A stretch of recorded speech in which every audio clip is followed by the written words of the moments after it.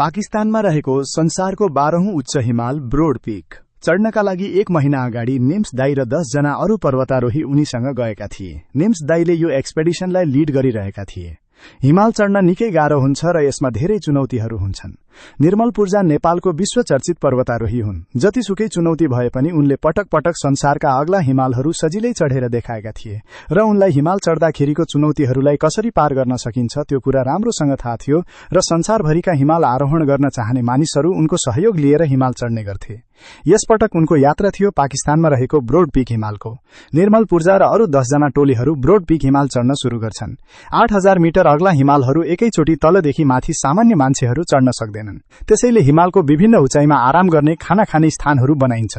यसलाई base camp भनिन्छ। हिमाल चढ्ने मान्छेहरू यसरी एकपछि अर्को खुड्किला पार गर्दै हिमाल चढ्छन् र निम्स दाईहरू चढ्न लागेको ब्रोड पीकमा पनि 4 वटा क्याम्पहरू थियो। सबैभन्दा तल base camp 5000 metre, camp 1 5500 metre, camp 2 6000 metre र हाईएस्ट क्याम्प 3 6400 मिटरको उचाइमा थियो। निम्स दाईसँग हिमाल चढ्न हिँडेका सबै 10 जना टोलीहरू ब्रोड पीक हिमालको सबैभन्दा माथिको क्याम्प 3 सफल रूपमा 30 जुलाई 2026 को दिन पुग्छन्, जुन 6400 मिटरको उचाइमा थियो। अब यो क्याम्पबाट सबैजना हिमालको टुप्पोमा जाने र हिमाल चढेर तल फर्कने योजनामा अघि बढ्छन्। सबैजनाले यात्रा सुरु गरेर 6660 मिटरको उचाइसम्म पुगेका थिए। एक्कासी एउटा ठूलो हिम पहिरो आउँछ। सबै 10 जना भिरालो हिमालमा डोरीले बाँधिएर चढिरहेका हुन्छन् र त्यहाँबाट बच्ने पनि मौका पाउँदैनन्। हिम पहिरोले सबै 10 जनालाई हिउँभित्र पुरिदिन्छ। यो घटना हुने बित्तिकै हिमालको तल बेस क्याम्पमा रहेको अरू पर्वतारोहीहरूले तुरुन्तै रेस्क्यु उद्धारको लागि खबर गर्छन्। रेस्क्युका लागि तुरुन्तै पाकिस्तानबाट हेलिकप्टर, ड्रोन र अनुभवी पर्वतारोहीहरू पठाइन्छ र उनीहरू सबैजनाको खोजी सुरु हुन्छ। तर खराब मौसम र एकदम खतरनाक भिरालो उचाइ भएकाले हेलिकप्टर अवतरण गर्न वा मान्छे पठाउन निकै गाह्रो हुन्छ। 2 दिनसम्म उनीहरूको खोजी हुन्छ र उद्धारका लागि हेलिकप्टर, ड्रोनहरू र तल बेस क्याम्पबाट अरू रेस्क्यु गर्न मान्छेहरू माथि चढ्न थाल्छन्। 2 दिनपछि 1 अगस्त 2026 मा सबै 10 जनाहरू, जसमा निर्मल पूर्जा, पूर्ण बहादुर गुरुङ, निमा शेर्पा र अरू 7 जना पर्वतारोहीहरूको हिम पहिरोका कारण हिउँमा पुरिएर मृत्यु भएको पुष्टि हुन्छ। हिमाल चढ्नु निकै जोखिमपूर्ण र साहसी कार्य हो। हिमालको मौसम अचानक बदलिन्छ। हिमालको उचाइमा अत्यधिक चिसो हुन्छ र चिसोका कारण मान्छेको शरीर सुन्न हुन्छ र फाट्न थाल्छ। हिमालको उचाइमा अक्सिजन एकदमै थोरै हुन्छ र मान्छेको सास फुल्न थाल्छ।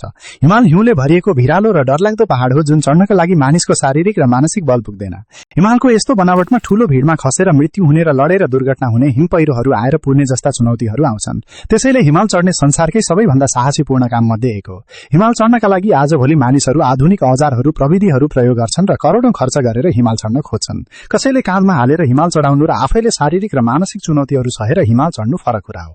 निर्मल पूर्जा म्याग्दी जिल्लामा जन्मेका थिए। उनी हिमालमै जन्मेका शेर्पा होइनन्। उनी 30 वर्ष हुन्जेलसम्म हिमालतिर बसेका पनि थिएनन् र चढेका पनि थिएनन्। निम्स दाई 20 वर्षको हुँदा ब्रिटिश लाउरे भएर युके गएका थिए र 10 वर्षसम्म उनी त्यही बसे। पछि नेपाल फर्केर 2012 मा उनले हिमाल चढ्न सुरु गरे।